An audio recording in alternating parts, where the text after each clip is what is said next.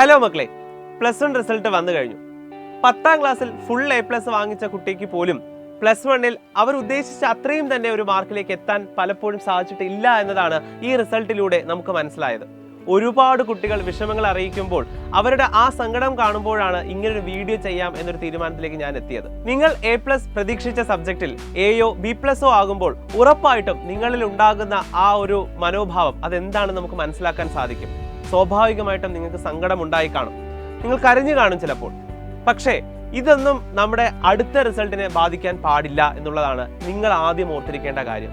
സ്വാഭാവികമായിട്ടും ഫെയിലുവേഴ്സ് എന്ന് പറയുന്നത്, അല്ലെങ്കിൽ ജീവിതത്തിൽ ഉണ്ടാകുന്ന ഇത്തരത്തിലെ ചെറിയ ചെറിയ പരാജയങ്ങൾ, ഇതിനെ നമ്മൾ നല്ലൊരു രീതിയിൽ പോസിറ്റീവായിട്ട് വേണം നമ്മൾ കണക്കാക്കേണ്ടത്. പരാജയപ്പെടാതെ സക്സസിലേക്ക് എത്തിയ ഒരാളുടെ പേര് നിങ്ങൾക്ക് പറയാൻ സാധിക്കുമോ? ഇല്ല, അങ്ങനെ ഒരാളേ ഇല്ല.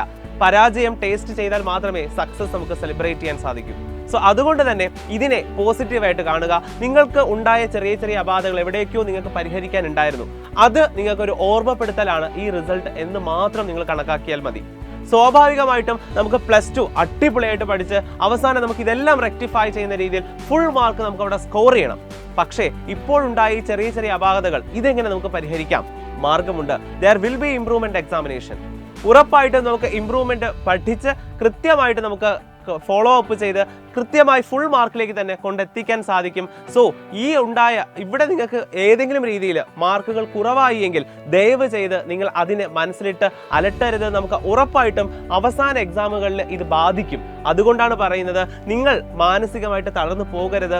ഇത് കഴിഞ്ഞു, ആ കഥ അവിടെ കഴിഞ്ഞു. ഇനി നമുക്ക് ബാക്കി ഇനി എന്ത് ചെയ്യാം എന്നത് മാത്രം നിങ്ങൾ ചിന്തിച്ചാൽ മതി. ഉറപ്പായിട്ടും ഇംപ്രൂവ്മെന്റ് ക്ലാസ്സുകളും ഒക്കെ ആയിട്ട് നമ്മൾ വീണ്ടും ഇംപ്രൂവ്മെന്റിന് വേണ്ടിയിട്ടുള്ള സെഷൻസ് സ്റ്റാർട്ട് ചെയ്യുന്നുണ്ട്.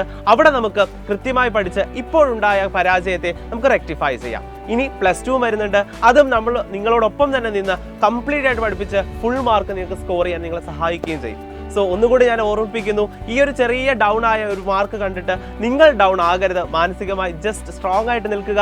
ആൻഡ് സൈലം നിങ്ങൾക്ക് ഒരു വാക്ക് മാത്രം നൽകുന്നു, we will never let you down. നമ്മൾ എപ്പോഴും കൂടെ തന്നെ ഉണ്ടാകും. So B strong, B enough, be confident.